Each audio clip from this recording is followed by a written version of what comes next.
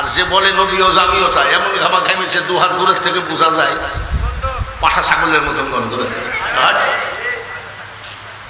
খবরদার, আমি রাজনীতি করতে আসি না, আমার ওয়াজের ভিতর রাজনীতি চলে না, আমি করি না। আমি কোন দলের পক্ষে বিপক্ষে বলি না।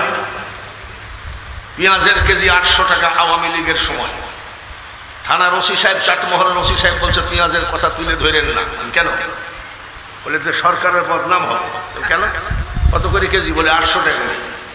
আমি ওসি সাহেব, আপনি বক্তা চিনে দিলেন, 800 কেন, 8000 টাকা কেজি হলে আমার যাইও না আসাও না। তার কারণ আমি তো 12 মাসে 11.5 মাস লোকের বাড়ি খাইয়ে বেড়াই।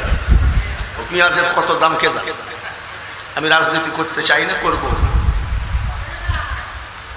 আমার কথা হলো, আমার নবীজির সঙ্গে যে বেয়াদবি করবে তার সাথে আমার কোনো সম্পর্ক নাই। আমরা এটা বুঝি কি বুঝি না? নবীজির মা আমিনা খাতুন গোসলখানা থেকে বের হলেন, নবীজির দাদি ঢুকলেন গোসলখানা থেকে। নবীজির দাদি বের হয়ে দাদা আব্দুল মুতালিবকে বলছে, শোনেন কি বলে, আমাদের বৌমা তো বিধবা। বলে হ্যাঁ, এত দামি আতর ব্যবহার করে কেন? পুরুষের খেয়াল করবে যে। বলে কেমনে বুঝলাম? বলে বাথরুমে গোসলখানায় শুধু আতর আর আতর। আমি শাশুড়ি মানুষ, আমি বললে দোষ মনে করবে, আপনি ডাক দিয়ে বলে দেবেন। ডাকলেন, বৌমা দাও, একে তো আমার ছেলে নাই, বিধবা তুমি, তো তুমি দামি আতর ব্যবহার করো, খবরদার আমি নিষেধ করে দিলাম, আতর ব্যবহার করবো না। মা আমিনা খাতুন বলে, আব্বা আমি জীবনে কোনোদিন আতর শরীরে টাচ করি নাই। এই কুরাইশ বংশের বৌমা হয়ে তুমি মিথ্যা বলছো, তুমি অত দূর থেকে আমি আতরের ঘ্রাণ পাচ্ছি। বলে তাহলে আব্বা শোনেন, যেদিন থেকে আমার পেটে বাচ্চা প্রবেশ করেছে, শুধু গোসলখানা নয়, আমার বেডরুম, ড্রয়িং রুম, রান্নাঘর সব আতর আর আতর। আব্বা গো, এমন আর কি বলবো, আমি না, আমি মাঝে মধ্যে খেয়াল করি আমার লোমের গোড়ায় গোড়ায় জান্নাতি আতরের ঘ্রাণ আমি পাই। আমি আমার নবীকে বড় করি, আমি কোনো রাজনীতি করি না, কিন্তু যারা আমার নবীকে ছোট করে তার মুখ আমি দেখতে চাই না। কই তো দেখলাম তো কত বক্তা আসলো গেল, আমার যে 2024 এবং 25 সালে কোনো ডেট ফাঁকা নাই, বুড়া হয়ে গেছি। তার আমি আজকে সাতক্ষীরা থেকে আসলাম, তালুকদার ফোন করেছে, আমাকে 1 ঘন্টা ঘুমের সুযোগ না দিলে আমি ওয়াজ করতে পারবো না। আমি বাড়াবিল ওয়াজ করে চলে গেছি চিটাগং হাটহাজারী, মাইজ ভান্ডার শরীফে, ওখানে যাই আমি জিয়ারত করে রেস্ট নিয়ে হাটহাজারীর মাহফিল শেষ করে ওখান থেকে চলে গেছি সিলেট। সিলেট থেকে মাহফিল করে কালকে মাহফিল ধরেছি সাতক্ষীরা, ওখান থেকে আসলাম, ফোন দিল যে আমাকে একটু ঘন্টাখানি ঘুমাইতে দিতে হবে। না খেয়ে পারা যায় না, ঘুমাইয়ে তো পারা যায় না। কই ডেট দেন, ডেট দেন। আপনি ডেট নেওয়ার কারণে, ওয়াজে ভাইরাল হওয়ার কারণে বাজে কথা তো বলতে পারেন না। আপনি মনে করবেন যে এই মুহূর্তে যে মানুষ চাচ্ছে ওলি আল্লাহদের বিরুদ্ধে বললে মনে হয় আমি মার্কেট পাবো, কিন্তু ওলি আল্লাহদের বিরুদ্ধে বললে যে আল্লাহ আপনার সাথে যুদ্ধ ঘোষণা করেছে, এই হাদিস কি বলেছে? ভাইরা আমার, বন্ধুরা, আশেক সাইজো না, আশেক হও। ওলি সাইজো না, ওলি বেনামাজি, নামাজ নাই, রোজা নাই, হজ নাই, যাকাত নাই, কলেমা নাই, কুলুব নাই, ওযু নাই, কিছু নাই। সে যদি বলে দয়াল আমার এই পথ দিয়া আসবে রে, আমি সদাই থাকি পন্থ পানে চায়া। দয়াল আমার এই দিক দিয়ে আসবে, কোন দিক দিয়ে আসবে? আর সালাতু মিরাজুল মুমিনিন, নামাজের দরজা দিয়ে দয়াল আসবে। জোরে বলে ঠিক কিনা? নামাজ নাই, রোজা নাই, ফক ফক করে বিড়ি টাইমে হাত মুখে ধুলেন না, উনি প্যান্ডেলে মাইকটা পাইলেন না, রাইসি কয় আই মোহাম্মদ কামলিওয়ালা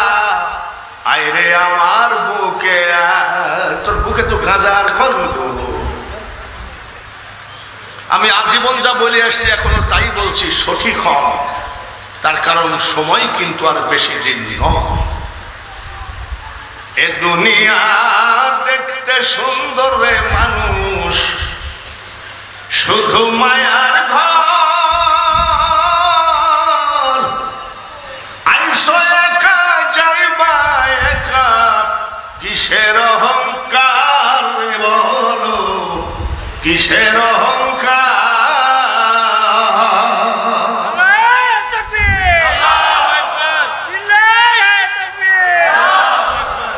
বাবাজিরা, 5 বার সাপে কামড়াইছে হযরতে আবু বকর সিদ্দিক রাদিয়াল্লাহু তাআলা আনহুকে।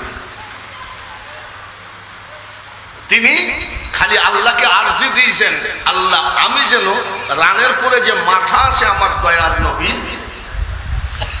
আমি যদি পড়ে যাই আমার নবীজির ঘুমের ডিস্টার্ব হবে, তাহলে আমার নবীর ঘুম পরিপূর্ণ না হওয়া পর্যন্ত আমি যেন না মরি। সুবহানাল্লাহ, আমি যেন না মরি। 5 বার সবল দিয়েছে।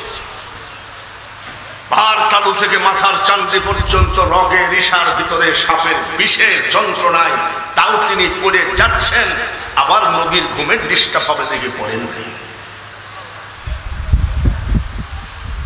এমন আশেক যিনি, আবার আশেক অতিরিক্ত আশেক হওয়া ভালো না। আমার এক ভক্তকে ভেড়ামারা স্টেশনে ব্রিফকেসটা মাথায় দিয়ে শুয়ে আছি, গাড়ি আসবে ফজরের নামাজের একটুখানি আগে, আমি গাড়ি আসলে দেখে দিও। তো গাড়ি চলে গেছে সকাল 7টা বাজে। আমি কি গো গাড়ি আসে নাই? গাড়ি চলে গেল। তো গাড়ি চলে গেল, ডাকো নাই?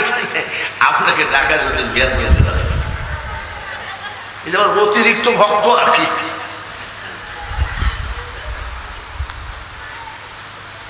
ভাইয়ের আমার, ফাঁসে খয়ে নিয়ে আসে ভিতরে গিবদে ভরা, গিবদে ভরা, ভিতরে নাপাক জঙ্গল ভর্তি হয়ে গেছে। আপনি এই মানুষটার কাছে কেন খুলনায় যাবেন? উনি কিন্তু এই ছোটখাটো পীর না, উনি হলেন হযরত ওয়াজেদ আলী মেহেদি বাগের আওলাদ, তাই না? হ্যাঁ, চিন্তা করেন।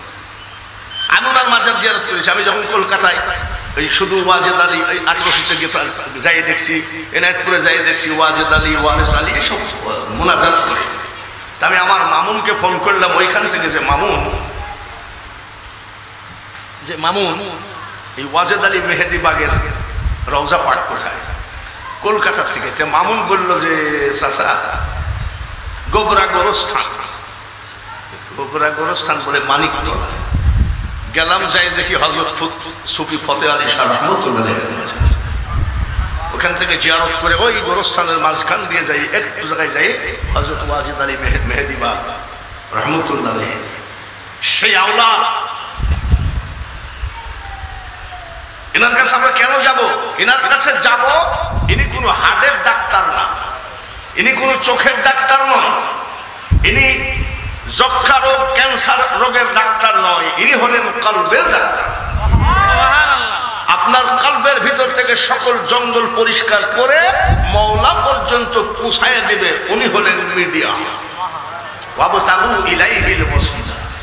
তারপরে মনে হয় আপনারা তো সৈয়দ বংশ, সৈয়দ বংশ,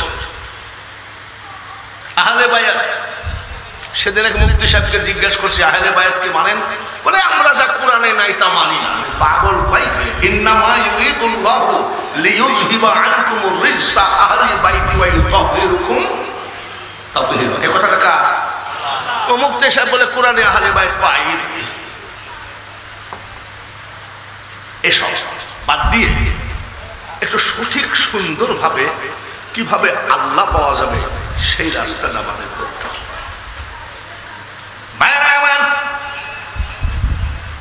কিছু কিছু মানুষ আছে, আমরা নামাজ নাই, রোজা নাই, পীরের তরিকা মোতাবেক কোনো আমল নাই, কিন্তু গলা ভালো আছে। কি ভালো আছে? গলা ভালো আছে। মাইকটা যখন নিলাম তখন কি বলি? দেখে নবীর মুজিজা ভাগ্যবতী মা খাদিজা জীবন যৌবন করিলেন অর্পণ দয়ার নবী নূরের নবী গো তুমি নবী আমার জীবনের জীবন। তখন আমরা কি বলি, ও কি গজল রে, কোনো ফায়দা হবে না এসব গজল নিয়ে। ফায়দা হবে আপনাকে আশিকে রাসূল হতে হবে। জোরে বলুন ঠিক কিনা? জান্নাতুল বাকিতে অনেক রওজা শরীফ আছে। ইমাম হাসান রাদিয়াল্লাহু তাআলা আনহু, খাতুনে জান্নাত মা ফাতিমাতুজ জোহরা রাদিয়াল্লাহু তাআলা আনহু সহ 10,000 সাহাবীর রওজা আছে। তার ভিতরে ইমাম মালিকের রওজা আছে। আপনি সৌদি আরবে ভালো করে ইতিহাস খেয়াল করেন, একদিন নয়, 2 দিন নয়, 1 বছর নয়, 2 বছর নয়, 22 বছর ইমাম মালিক আমার নবীজির রওজার খাম্বা ধরে দাঁড়িয়ে দাঁড়িয়ে কেন্দ্রেছে, জীবনে কোনোদিন বসে। ওনার ভক্তরা বলতেন যে হুজুর আপনি এখান থেকে 1.5 কিলোমিটার দূরে যাই পেশাব করে আসেন কেন? এখানে তো বাথরুম আছে। বলছে আমার একটু অসুবিধা লাগে, দয়ার নবী যেখানে শুয়ে আছে সেখানে আমার পেশাব করার অভাব না। জুতা পায়ে দেন না কেন? 22 বছর পা চামড়া নষ্ট হয়ে যাবে, যে গরম।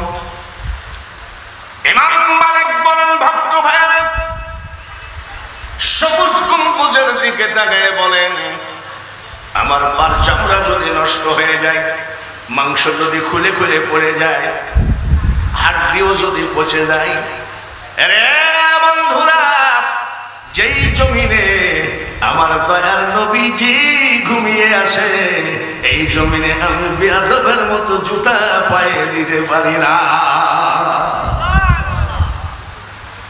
আমার পীর মাইজ ভান্ডার তালুকদার বা আপনারা অনেকেই জানেন, আমি 47 বছর স্যান্ডেল পায়ে দিই না। হক্কানি আলেমদের মিটিং, আমিও সেই মিটিংয়ে এইবার উমরা করে আসার পরে এখান থেকে চিটাগাং থেকে ফোন করেছে, জুমাতুল বিদার আপনি ইমামতি করবেন। লক্ষ লক্ষ মানুষের ভিতরে আমি জুমাতুল বিদার ইমামতি করেছি। আমাকে চ্যালেঞ্জ করা হয়েছে, ওনাকে জুতা পায়ে দিতেই হবে। আমি বলছি না, আমাকে কেউ জুতা পায়ে দিতে পারবে না। মুজাদ্দিদ আল ফেসানি রহমতুল্লাহ আলাইহির কিতাব, অনেক কিতাব আছে, পীরের সামনে জুতা পায়ে দিয়ে হাঁটো না, এমন জায়গায় দাঁড়ায়ও না তোমার ছায়া যেন পীরের গায়ে পড়ে। হুজুর কেমন আছেন? ভালো আছেন? এরে আল্লাহর ওলি তো ভালোই থাকবে, আল্লাহর ওলি তো ভালোই থাকবে। সালামু আলাইকুম ওয়া রাহমাতুল্লাহ, পীর কেবলা কেমন আছেন? দিনাজপুরে এক খানকায় নামাজ পড়তেছি, তো ইমাম সাহেব ওই মুরিদের ওই পুরের মুড়ি বিদ্যা বলিল, পীরটা বিশাল বলিল, মাগরিবের নামাজে মোনাজাত করতেছে ওই মুরিদ, মাবুদ আমার পীর কেবলাকে ওলি না বানায় কবরে নিও না। হারামজাদা কি মুরিদ হয়েছে? আমার কথা কিন্তু তিতা লাগে আপনাদের, আমি তাও জানি। তিতা লাগলেও যায় আসে না, তার কারণ আপনার আশার জবাব হয়ে যাবে, আপনার তবিলে কোনো অর্থ ঢুকবে না, যার আদব নাই। মাহিসুয়ার ইব্রাহিম আদহাম বলকি রহমতুল্লাহ আলাইহি বাদশাহী ত্যাগ করলেন, বাদশাহী ত্যাগ করে পীরের দরবারের খাদেম হয়ে গেলেন। এইবার উনাকে ওলি বানিয়ে দেওয়া হলো। উনি মদিনা জিয়ারতের জন্য রওনা দিলেন। সবুজ গম্বুজ দেখার সাথে সাথে উনি এইভাবে গড়ানো শুরু করেছে। অন্যান্য হাজিরা বলছে যে তোমার পা থাকতে গড়াও কেন? তোমার চোখ আর আমার চোখ এক চোখ নয়। তুমি হলো পীর বিরোধী আর আমি পীরপন্থী। 36 বছর আল্লাহর ওলির খেদমত করে আল্লাহ আমাকে পুরস্কার দিয়েছে, আমার অন্তর চক্ষু খুলে গেছে। সেই চোখ দিয়ে দেখি রে আমার দয়ার নবী যে হাঁটাহাঁটি করতেন, আমার দয়ার নবীর পার দাগ এখনো মদিনা থেকে মুছে না। তাই আমি পা দেওয়ার জায়গা পায় না।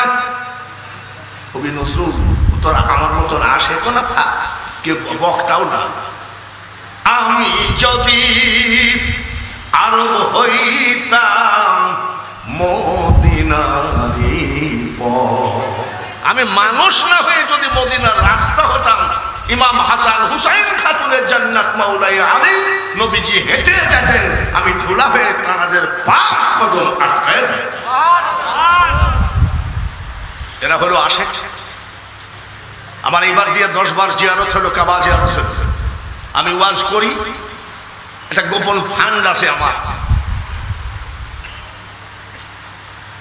কয় টাকা রাখি।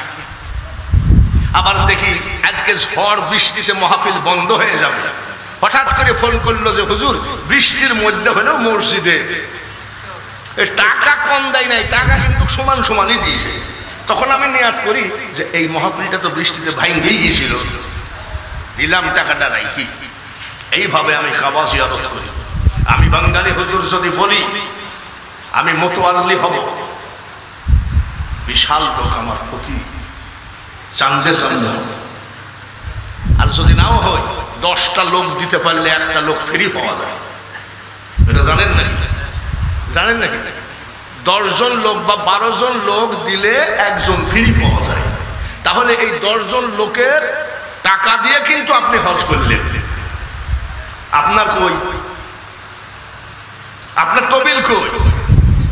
এগুলো বললে হয়তো মোতোয়াল্লি ভাইয়ের আমার উপর রাগ করবেন, আমি কারো ধাপ ধারি কথা বলি না।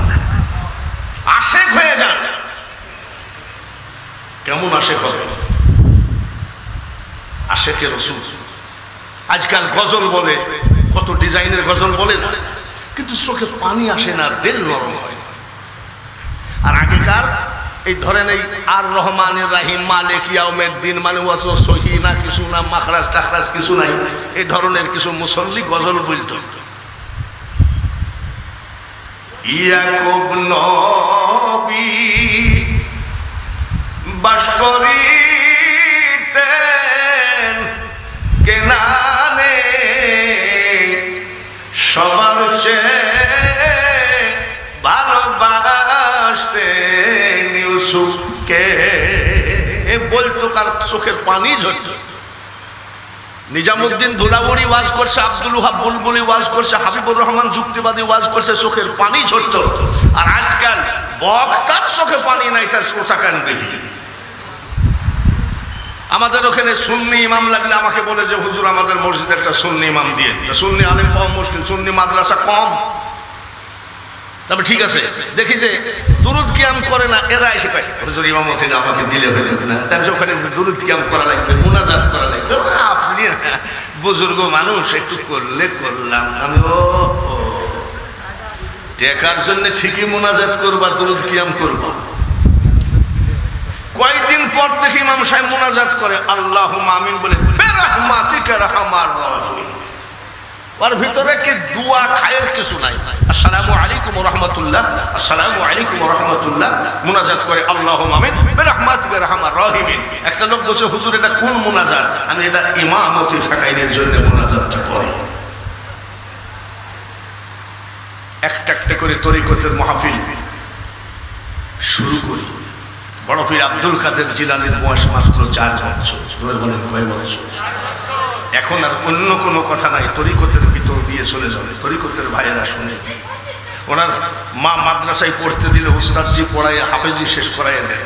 মা বাড়ি গেলেন, এইবার উস্তাদ বলতেছে তোমার নাম কি? বলে আব্দুল কাদের। বলে পড়ো আউযু বিল্লাহি মিনাশ শাইতানির রাজিম। বলে হুজুর ওটা আমি জানি। পড়ো বিসমিল্লাহির রহমানির রহিম। বলে হুজুর ওটা আমার মুখস্থ আছে।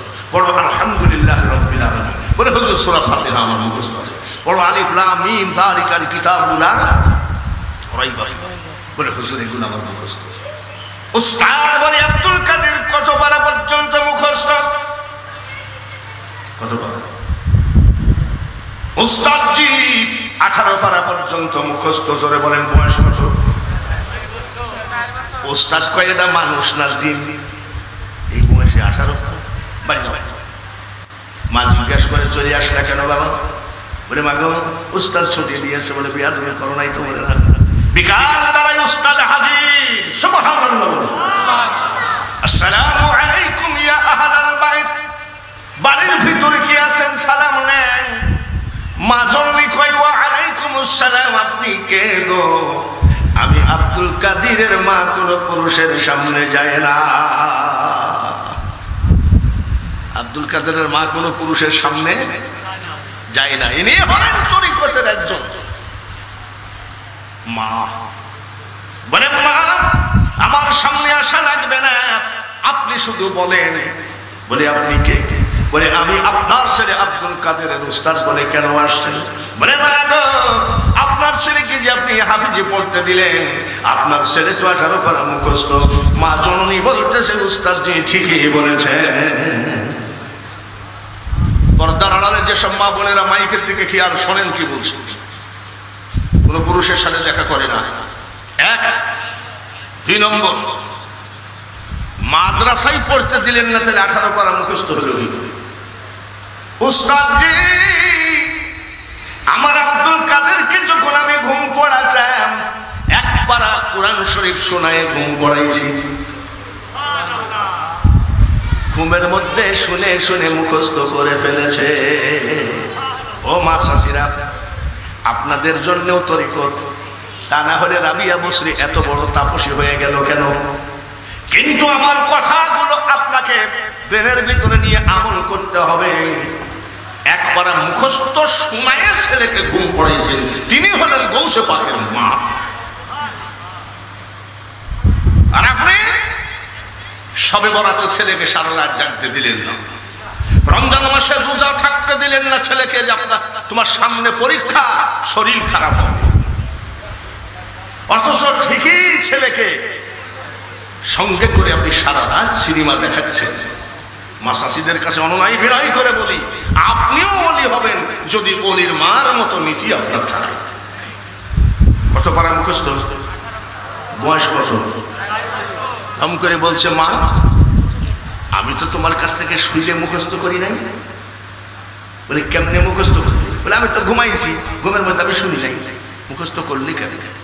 আম্মা আমি আব্দুল কাদের যখন পেটে ছিলাম, মা গো আপনি যখন কোরআন তেলাওয়াত করতেন, আমি আব্দুল কাদের পেটের মধ্যে থেকে 18 পারা মুখস্থ করে ফেলেছি। পৃথিবীতে যত আল্লাহর ওলি এসেছেন, পৃথিবীতে যত আল্লাহর ওলি এসেছেন, অনেক ওলি মাদারজাত আউলিয়া, সেটা হলো গৌসে পাক মাদারজাত আউলিয়া। এইবার আসেন শর্ট শর্ট করে বলি, ওয়াজের সামনে যে আইটেমগুলো আছে ওইগুলো বলার জন্য আমি শর্ট শর্ট করে কভার করতেছি। এইবার আসেন খাজা মঈনুদ্দিন চিশতি, জোরে কোন বলি কিনা? সুলতানুল আরেফিন না, সুলতানুল হিন্দ। পাক ভারত উপমহাদেশের মধ্যে সকল আউলিয়াদের রাজা ছিলেন, তাকে বলা হতো সুলতানুল হিন্দ। আমাদের দেশে কিছু বক্তা কয় খাজা তো গাঁজা খায়, ও বলতেই অ্যাক্সিডেন্ট করে মারা গেছে। ওই খাজার ওই যে খাজা আছে আজমিরে, আর বদনাম করছে কোথায়? টাঙ্গাইলে। ওই জায়গায় অ্যাক্সিডেন্ট করে মারা গেছে। জানি না, ফেসবুকে যা করি তাই শুনি যে ভদ্রলোক নাকি মাজার ভাঙ্গাতে নেতৃত্ব দিয়েছে, তার 2 ছেলে এবং তাকে কিসে বললাই না রে বাপুরে, ভীমরুল ভীমরুল ভীমরুলে কামড়াইয়ার গোষ্ঠী সব সাফ করে দিয়েছে। যদি বলেন ঠিক কিনা?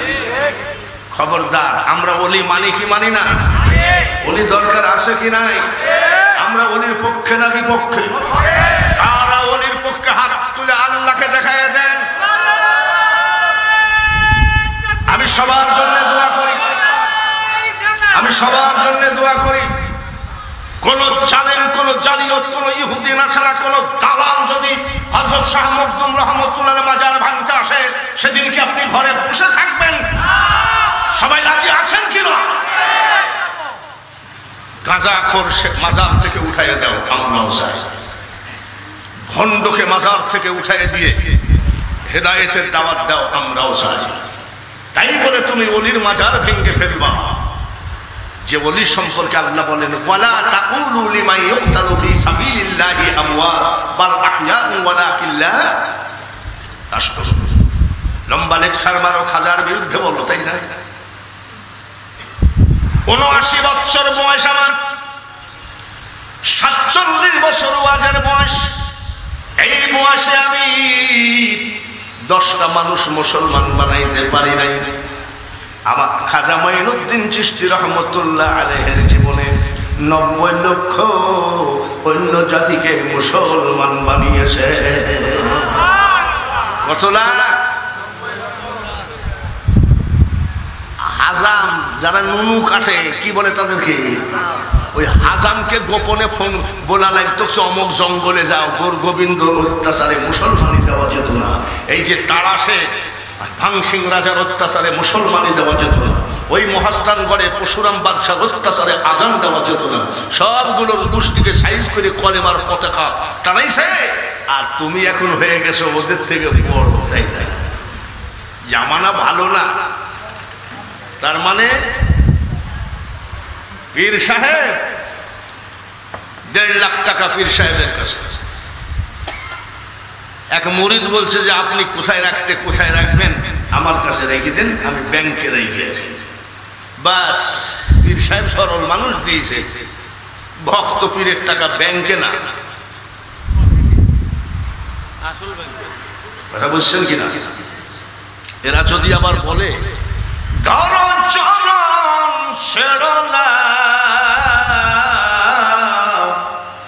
দয়াল মুর্শিদ কাউরে ফেলে যাবে না, মুখ মুরিদ বানাইও না, কলকে মুরিদ বানাও, গলাকে মুরিদ বানাইও না, নিজেরা একেবারে অন্তরকে মুরিদ বানায় দাও। কত লাখ মুসলমান বানালেন? জোরে কম।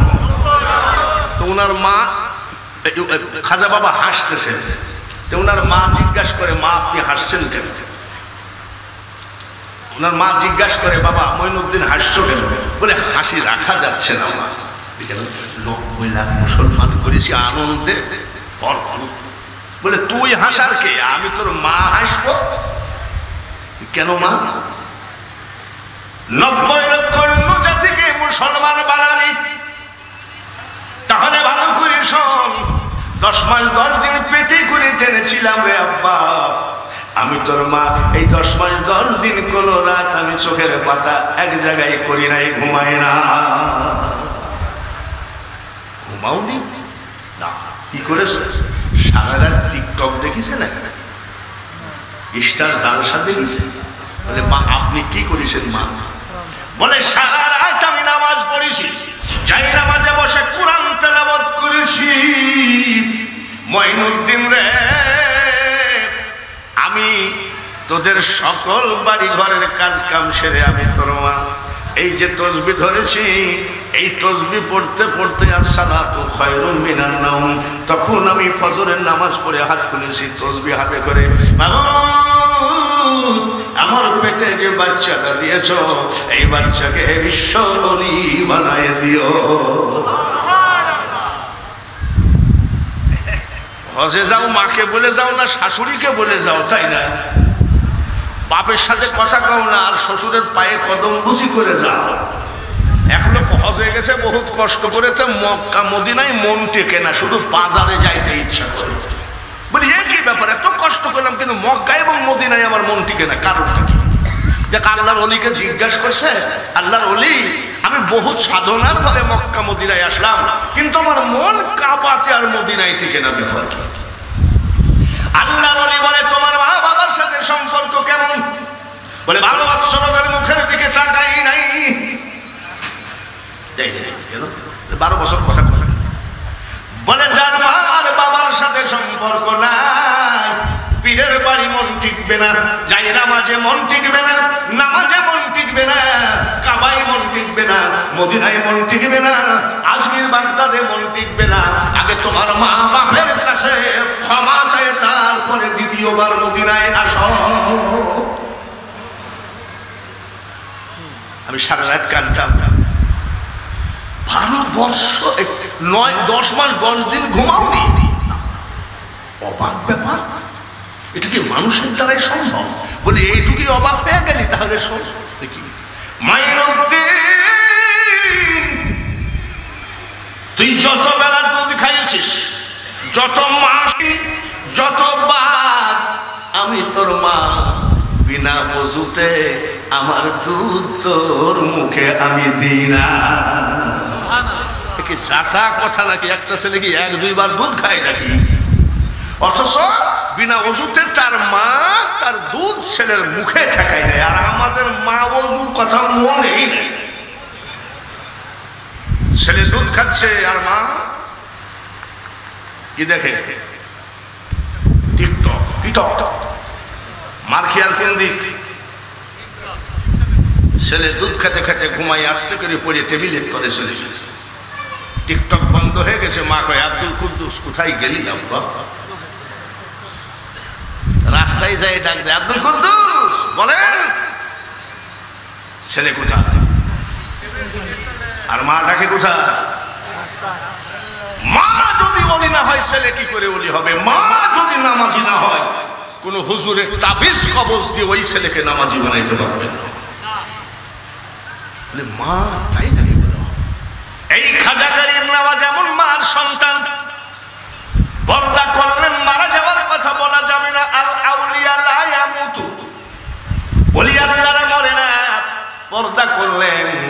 সাইকেল নাই, বাইসাইকেল নাই, মোটর সাইকেল হয় নাই, ঘোড়ার গাড়ি হয় নাই, গরুর গাড়ি হয় নাই, মহিষের গাড়ি হয় নাই, হেলিকপ্টার হয় নাই, ফ্লাইট হয় নাই।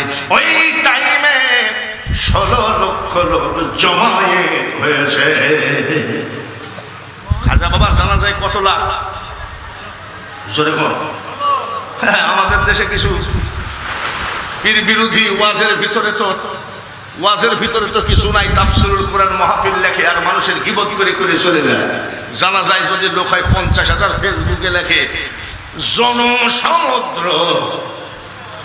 আর খাজা গরিব নওয়াজের জানা যায় ওই টাইমে হাঁটা পথে কত লোক? জোরে বল।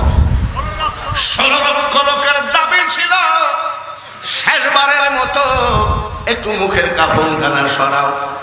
আমরা একটু দেখবো খাজা গরিব নওয়াজের মুখের কাফনখানা সরাইয়ে দেখে জীবিত থাকা কালীন চেহারার উপরে যে নূর ছিল, পর্দা করার পরে, ইন্তেকাল করার পরে কোটি কোটি গুণে নূর খাজা গরিব নওয়াজের মুখের উপরে বসে গেছে। তার দেহ মুবারকের, মুখ মুবারকের এই নূর দেখে ওই টাইমে আবার 1 লক্ষ অন্য জাতি মুসলমান হয়ে গেছে। ভণ্ড পীরের বিরুদ্ধে বলো, আমি মানি, কিন্তু তোমরা যা স্কুলা শুরু করেছো এখানে খাজা গৌসের পর কিছু হয়েছে। গলা ভালো, একটুখানি চেয়ার পাইছো, ওই চেয়ারে ওলি আল্লাহর চেয়ার। জোরে বলেন ঠিক কিনা? বাংলার জমিন কার? আরো জোরে কম। শাহজাদপুরের মানুষ, তোমাদের দুধের অভাব নাই, তোমাদের ধানের অভাব নাই, তোমাদের গরু ছাগলের অভাব নাই। তোমরা সিরাজগঞ্জ জেলার 2টো বড় অলি, ওখানে শাহ শরীফ জিন্দানি আর করতোয়া নদীর উপরে শাহ মখদুম রহমতুল্লাহ, এই 2টা জায়গাকে ইজ্জত দিবা, সম্মান দিবা, কোনো কিছুতে অভাব হবে না ইনশাআল্লাহ। অলি আমরা চাই কি চাই? অলি আমাদের দরকার আছে কি না? অলি কি চাইছি পাওয়া যায়? জোরে কোন? বাহাউদ্দিন নকশবন্দ রহমতুল্লাহ আলাইহি জগৎ বিখ্যাত ওলি ছিলেন এবং মহাজ্ঞানী ছিলেন, হাদিস বিশারদ ছিলেন। শাহজাদপুর দিলরুবা বাস স্ট্যান্ড ধরেন, হাই রোড, 1 লোক হোটেল করেছে। হোটেল করে একটা লোককে বাবুর্চি রেখেছে। খিচুড়ি রান্না করে বাবুর্চি, বিরিয়ানি রান্না করে, মাংস রান্না করে, ভাত রান্না করে, সব বিক্রি করে মালিক পকেটে করে চলে যায়। আর ওই বাবুর্চি যা থাকে অল্প খায়ে ওই হোটেলের বেঞ্চের উপরে শুয়ে থাকে। কিন্তু বাবুর্চির নামাজ কাজা নাই। সুবহানাল্লাহ। কি কাজা নাই? শুধু 5 ওয়াক্ত নাই, ইশরাক, আওয়াবিন, চাষ, তাহাজ্জুদ, কোনো নামাজ কাজা নাই। আর আমাদের দেশে কিছু মুরিদ, এমনও মুরিদ আছে, দেখবেন যে মুরিদের গজলগুলা দেখলে ভাব অন্যরকম। দয়াল আমার এই পথ দিয়া আসবে রে, আমি সদাই থাকি পন্থ পানে চায়া। কিন্তু মুরিদ নামাজ পড়ে, মুরিদ কি করে না? মুরিদ হয়ে যদি নামাজ না পড়ো তাহলে তুমি কেমন মুরিদ?